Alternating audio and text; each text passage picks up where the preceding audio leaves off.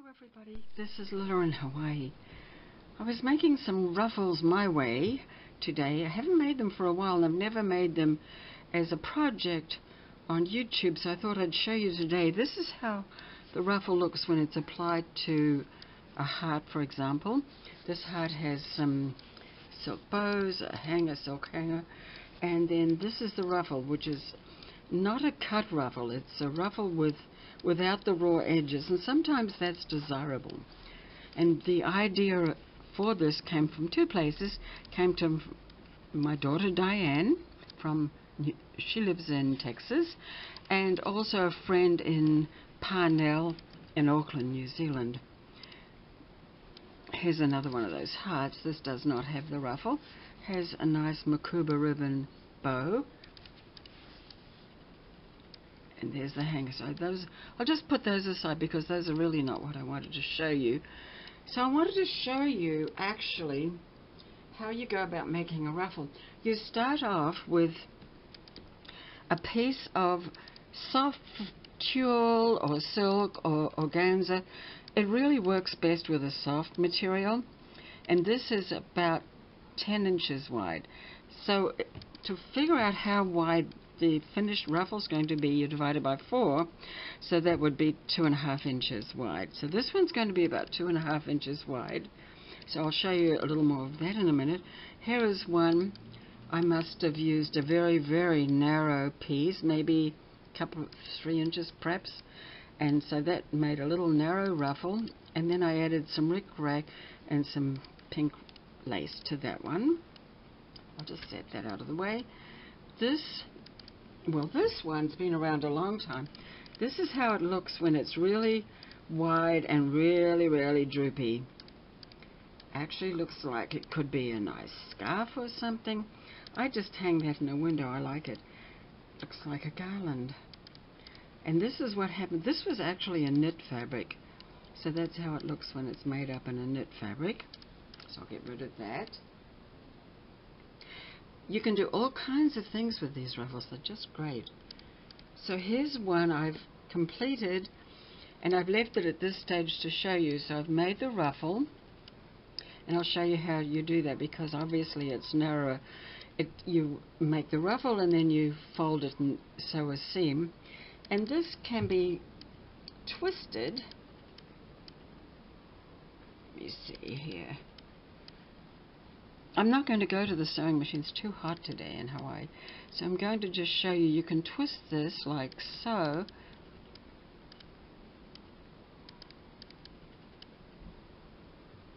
And it will end up making a kind of a cool looking rosette. You can go round and round, depending on how long your ruffle is, of course. So just go round and round and round like that. So that one is a complete one. Here is one not complete, but to show you the step. So what I've done is I've already sewn and clipped this one, and this is actually a piece of silk.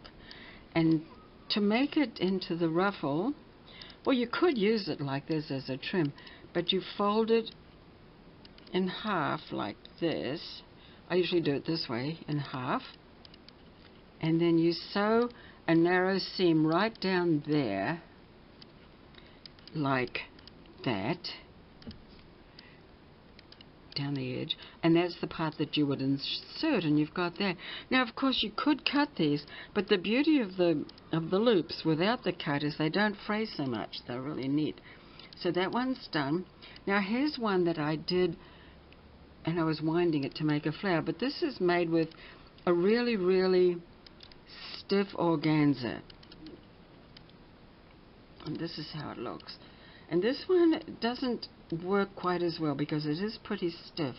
However, I've already ruffled it, and you don't gather it at all, no gathering, and there it is with the stitching done down the side. And I just was playing with it, so I wrapped it around like a rosette. Now I am going to show you. I need some of this color ruffle, this one.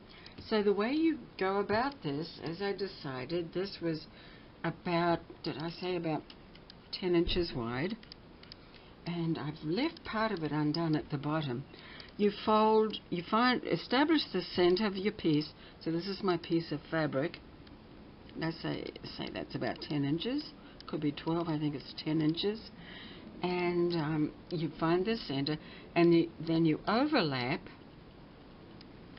the center.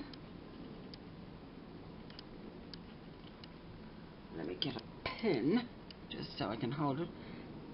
You overlap the center, overlap like that, and then you're going to sew right down the center. So you've got a seam, you've got a fold on this side, fold on this side, fold, fold. If I was off camera, it may have been. And you just sew a very narrow, really. It's not really a seam. You're just overlapping in the center, and it will look like that on the back. So that's ready to be cut, and I'm not going to sew this because I didn't bring my sewing machine where I am now. So therefore I'm just going to cut off that piece. So as I say, if it's a long piece, you simply overlap toward the center to make sure it is the center. Sew one straight stitch right down the center, and then when you've fringed it, then you're going to turn it like so in half and make another seam. So I'll show you what I'm talking about. First of all, you've got to cut the fringe. So it looks like, oh, that's a lot to cut, and you don't want to cut that much. So fold it. My method is fold it into 4 and then put a couple of pins. I like to just fold it into 4 no matter what the length. You could fold it a little more if you like, but if you do it a little more, I have a feeling that you're going to get a little off with it. And when you cut it, you can make the cuts however you want. You can make them 1/2 inch, 1 centimeter, or you can make them wide.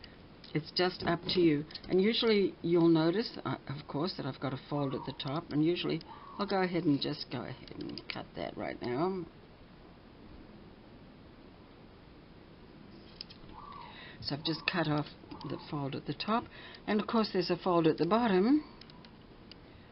So I'm just going to cut that.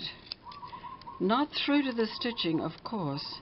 And you want to stay away from the stitching. You want to stay away a good centimeter total. Now, to cut this, I always start at the top and just simply cut. And as I say, you can make these loops fringed if you want, with not folded.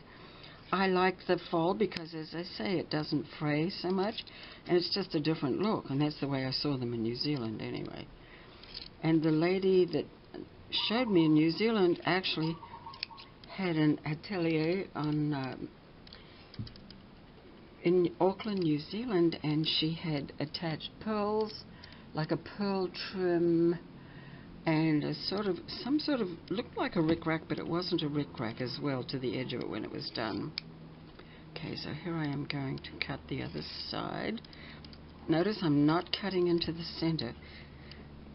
I'm sure you probably know how to do this, but I was working with it the other day and I thought I'd make a little video of it.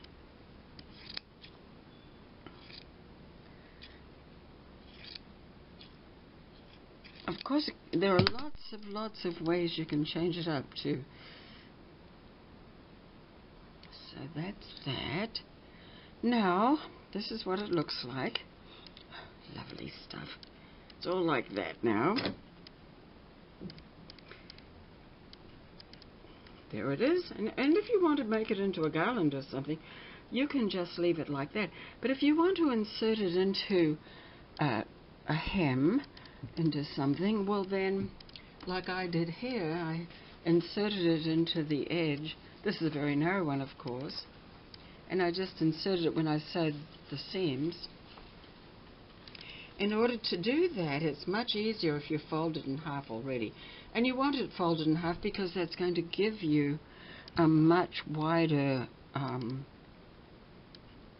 much fuller, I should say, really, ruffle. And what I do is I just take it to my sewing machine, and I start. It gets away on you. It's a little tricky. Anyway, they also make those winter scarves like this, you know, where you use that, I think it's called minky. Is that right? Minky? That fluffy stuff, and if you make it like that and make it wider than this, make it a few times as wide, it's a lovely scarf. I made one and took with me to Paris. I made it out of some leopard print fabric and everyone loved it. Okay, so after you've cut that, you fold it in half and you sew down there to hold it all together, and you go right down to the bottom. I'm not going to go much further down. And so this is one idea. You can also put a trim on here, which is what I did with this one. After I had sewn this on the side, it was quite narrow. I sewed on this piece of lace and sewed on the rickrack last, actually. Another thing you could do is you could sort of gather it up. I don't like it gathered. I think it's got enough going on without it being gathered. You can also, as I said, you can twist it around and let me see if I can do that. Make it into a flower. You know, just keep going like I showed you before on the others. And it just makes a floppy flower. If you want to cut the loops and you don't like them folded, I like them folded, but if you don't like them folded, well then you've got a job on your hands. You can cut them all by just going like this and cutting them, or you can cut every other one or whatever. Now another way I've made these in the past is before I've sewn this completely, I've added another layer inside. You could take another layer and add it before you put the whole thing together. Let me see, where did I put that? Yeah, this isn't wide enough, but you could definitely add another layer in the center before you fold it. Of course, when you folded it, you'd want to fold it so that it was showing on the outside like that. You can put beads on it, pearls on it, anything you like, actually. Make them any width you like, but the formula is you'll end up with a quarter of the size of your original piece of fabric. And so this was 10 inches wide, and I will end up with that wide, which is 2.5 inches wide. Anyway, I'll just show you these again. This one was one of the little hearts I did. I did some French knots and some other little ribbon things on that at the top. And then this one has words at the top, French words, and it has a lovely Makuba bow down there. So I've got those, and I'm making one of those envelopes of paper. It's going to have appliques here of collage of paper, and then I wanted a ruffle to go around the top here, and so I thought, well, maybe that might work, something like that at the top. And of course I'm going to do more lace on here and more work on that, but I thought if I kind of put that over there, that might look good. Okay, well, thank you very much for watching. Bye now. This is Lilla in Hawaii. Goodbye.